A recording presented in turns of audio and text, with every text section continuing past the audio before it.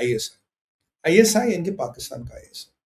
भाई पाकिस्तान का आईएसआई सुमित भाई क्या कर रहा है?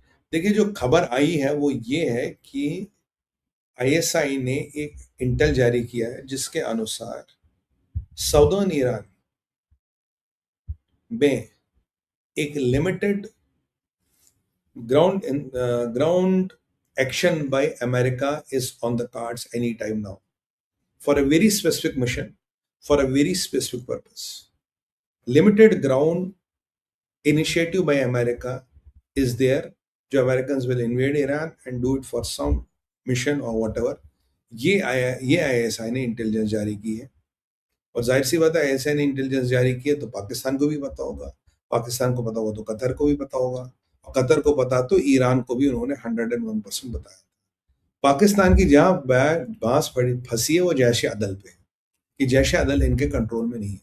पीओजे के में आप जानते हैं कि 100-200 लोग मर चुके हैं, इन्होंने सीधा सीधा फायरिंग कर ली, इन्होंने स्नाइपर्स यूज कर दिए, इन्होंने इतने लोग मारे, ईरान जैसा हाल कर दिया, ठक ठक ठक ठक लोग मार दिए। तो यहाँ पाकिस्तान की अंदरूनी हालत बड़ी खराब है साहब, बहुत विचित्र घटना है पाकिस्तान में हो रही है और कहीं ना कहीं पूरी जनता त्रस्त पड़ी है, पूरी जनता मतलब त्राहिमाम कर रही है। और पीओजे के में तो इन्होंने गदर ही मचा दी, बाकी बलोचिस्तान में इन पे हमला होने वाला है, होगा जल्दी, वो तो खैर जाहिर सी बात है। अब ये जो यूनिट 700 है बड़ा इंटरेस्टिंग एस्पेक्ट है और आईएसआई की वार्निंग, और साउदर्न ईरान का कौन सा साइड है, विच इज फेसिंग द सी। और याद कीजिए बताम और आपका ट्रिपोली अभी भी है, वो लोग प्रैक्टिस कर रहे हैं। और मैंने आपको बताया था amphibious ships are the best to be used for this limited assault. तो क्या वो खर्ग आइलैंड है, वो लद्दाख है, I don't know what they are, maybe they have plans to take on the Kharg island, पर Kharg island काफी अंदर है हॉर्मोज के, और अगर वो खर्ग आइलैंड को ले, they get the island, they get the oil. ईरानियों के लिए आइलैंड वापस लेना इम्पॉसिबल हो जाएगा with American air power. I don't know what is the plan. और ये भी कहा जाता है कि CENTCOM for decades has been planning this scenario, कि क्या करना है, कैसे करना है, जब हम ये करेंगे वो ये करेंगे, हम ये करेंगे वो करेंगे। सो एग्जैक्टली वो वांट टू डू, ये सिनेरियो बेस्ड प्लानिंग सेंटकॉम की ऑलरेडी है और सेंटकॉम एक पूरे सुनियोजित कार्यक्रम की तरफ चल रहा है। बट जो ईरान ने अमेरिका को गाजर देने की कोशिश की थी, बोला पीस की बातें हो रही, हम डील करना चाहते, और सबसे बड़ा सरप्राइज अटैक कर दिया, मैक्सिमम अमेरिकन को मारने की कोशिश की। मुझे लगता है I think Trump has understood किस तरह के एनिमी से वो डील कर रहा है। Trump has understood nobody understands this region better than Israel. Trump ये भी समझ गया बेटा ये कभी भी वाट लगा देंगे अगर तूने इन पर भरोसा किया। और विटकॉफ और कुशनर और जेडी की तो मुझे लगता है जेडी को तो एक दिन टांग ही देगा ये उल्टा, कि तूने बहुत पंगे कटवाए। तो ये पाकिस्तान की इंटेलिजेंस का सवाल है। देखिए पाकिस्तान में के माध्यम से ये भी खबर आ रही थी कि पीओजे के पाकिस्तान के रूट से कुछ American special forces have entered Iran already. और जो लश्कर ये जो जैश अदल है, जैश अदल already is eliminating IRGC personals and bases Malaysia personals on the behalf of Pakistan। तो पाकिस्तान उस क्षेत्र में ऑलरेडी सक्रिय है। अब ये इंटेल लीक करने का क्या पॉइंट है, ट्रम्प ग्राउंड असॉल्ट करेगा नहीं करेगा, कब करेगा, तो ये कुछ चीज़ों को और रोमांचक बना देता है। और मुझे लगता है कि किसी भी चीज़ से भी संभावना से इनकार नहीं करना चाहिए। नेतन्याहू का हेक्सेट से मिलने का मतलब है क्या, बहुत military man don't talk peace, they don't talk crap. तो अगर तो बम तो गिरने वाले। मुझे पीट हेक्सेट की एक बात अच्छी लगती, वो will negotiate with bombs, I negotiate with bomb, या बम्स बेबी बम बम। और ब्लॉकेड ने बॉस जो इनकी हालत टाइट की, हालत मतलब ठप हुई पड़ी है इनकी ब्लॉकेड के कारण। बॉम्बिंग से ही इतना परेशान नहीं है, ब्लॉकेड ने इनकी चीख निकाल दी। फूड इन्फ्लेशन, पावर, बिजली, पानी, हर चीज की किल्लत है और लोग अगर विद्रोह पे आए तो बात कोई नहीं होगी। बाय द वे इन्होंने काफी सारे प्रोटेस्टर्स को मारा भी है। ये प्रोटेस्टर्स को मारने लगे और ऐसा माना जाता है कि आने वाले हफ्ते भर में 60-70 प्रोटेस्टर्स को और मारने वाले। इन्होंने वो नहीं होता क्रेन्स पे लटकाने वाला सिस्टम, इन्होंने क्रेन्स बुला ली ताकि क्रेन से लटका के लोगों को मारते, ताकि लोगों को दिखे, वहशत दिखे। तो इनका खेल भी ज्यादा दिन चलने वाला है। They still want to show the regime is in power, मुल्ला regime has really lost the power, इसलिए कोई बहुत बड़ी चीज नहीं हो सकती, राइट। अभी खबर आई है कि साहब इजिप्ट के पोर्ट पे भी एक ड्रोन स्ट्राइक हुआ। चलिए जी मुबारक हो। अभी भी ब्रेकिंग न्यूज आई कि इजिप्ट के पोर्ट पे भी एक ड्रोन स्ट्राइक हुआ है। अब ये ड्रोन किसने चलाया, आप जानते हैं किसने चलाया हो? तो बहुत आनंद आ रहा है, बहुत ही मजेदारी आ रही है। और देखिए इजिप्ट वाला मसला, इजिप्ट आ गया जी खेल में, मैंने आपको बोला इजिप्ट आएगा। अब जरा तुर्किया की क्या बात करें। तुर्किया एक और खेल खेल रहा, तैयब अर्दोगन एक और खेल खेल रहा। तैयब अर्दोगन ने पहले फंसाया सीरिया को। तैयब अर्दोगन चाहता कि मैं खलीफा बनूं यहाँ का, सीरिया को फंसाया उसने। वो अब अपना नया दाव पेच लगा रहा है किस पे, इराक पे, अल जैदी पे।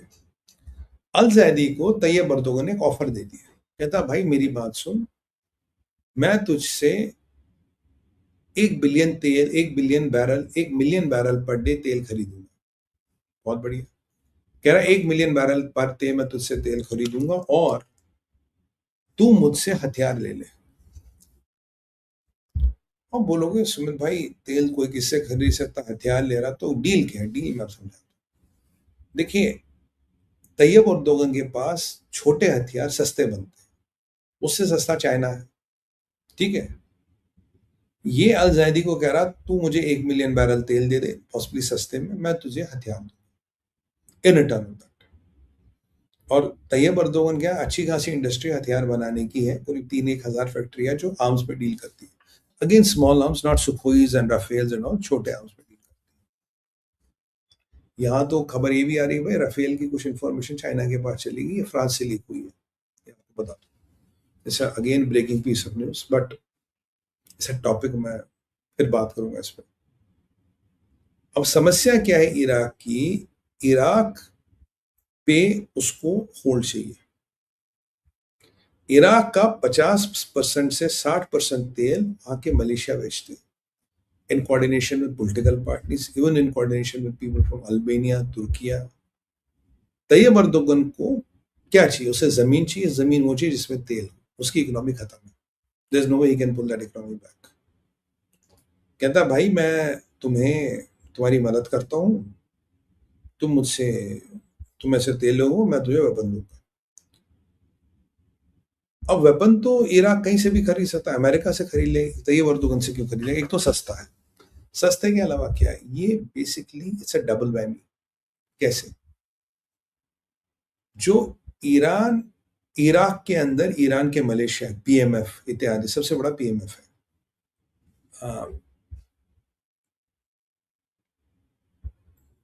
उनके पास पैसा, उनके पास हथियार नहीं है।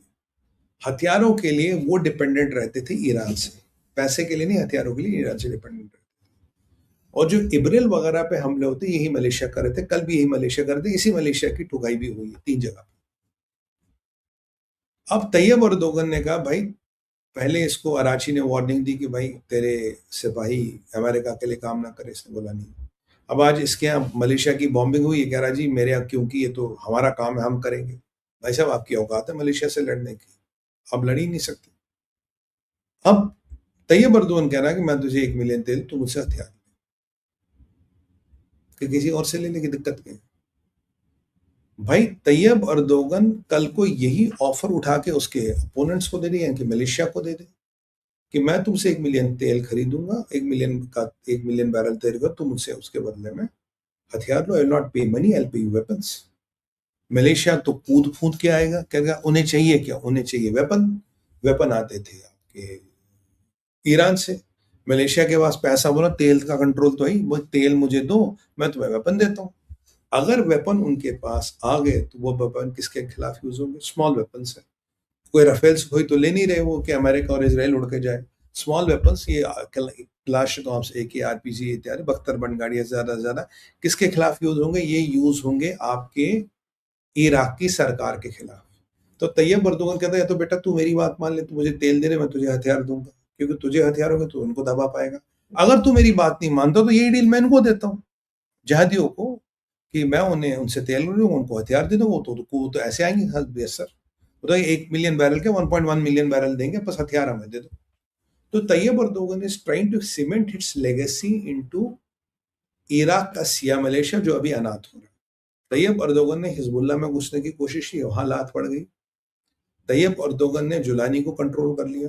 तैयब अर्दोगन इजिप्ट एक्टिवेट करेगा। तैयब अर्दोगन ने ऑलरेडी आपका ईरान के साथ टाई अप कर लिया इलेक्शन को स्कैटल करने के लिए। तैयब अर्दोगन आपका इराक में जा रहा है, इराक में जाके अब ये वहां के प्रधानमंत्री से सेटिंग करो। अगर प्रधानमंत्री नहीं मानेगा अल-जायदी, बोले ठीक है ये ऑफर मैं जहादियों को देता हूँ, तो मान ही जाएंगे। तो अब देखो ये कितना खतरनाक आदमी और ये कहाँ कहाँ से दाव पेच खेल रहा है। वहां से ऐसा कह रहा है जी ये इन पे अटैक होगा। और याद कीजिए अगर उसने कहा अगर तुम कुर्दों को यूज करोगे तो मैं ईरान को मैं ईरान को एयरफोर्स का सपोर्ट। और सीरिया में अगर इसराइल एक्टिव हो तो इसराइल ईरान तुर्किया की राष्ट्रीय सुरक्षा हिलती है। और उन्होंने कल कहा था मैं सीरिया में बेस बना रहा हूँ, जिसपे इसराइल ने कहा मैं भी सीरिया में बेस बनाऊंगा। और इसराइल कट से डिक्लेयर कर चुके थे बेंजामिन नेतन्याहू और उसके परिवार विशेष का टारगेट किया जा रहा है। और इस अमेरिकन ट्रिप पे भी हमें सतर्क रहने की जरूरत है। तो overall geopolitics has heated up, geopolitics is getting complex, geopolitics is getting deadly. Tayyip Erdogan is the new person to be worried about, क्योंकि ईरान नीचे जा रहा है, एमबीएस रूट चेंज कर रहा है, मोहम्मद बिन जायद साहब ने रूट चेंज कर लिया। पाकिस्तान की औकात नहीं है, पैसे नहीं है, कतर के पास पैसे औकात नहीं, बचा एक ही आदमी बचा हुआ खलीफा Tayyip Erdogan. So he is the new man to be watched over. It's not going to be easy.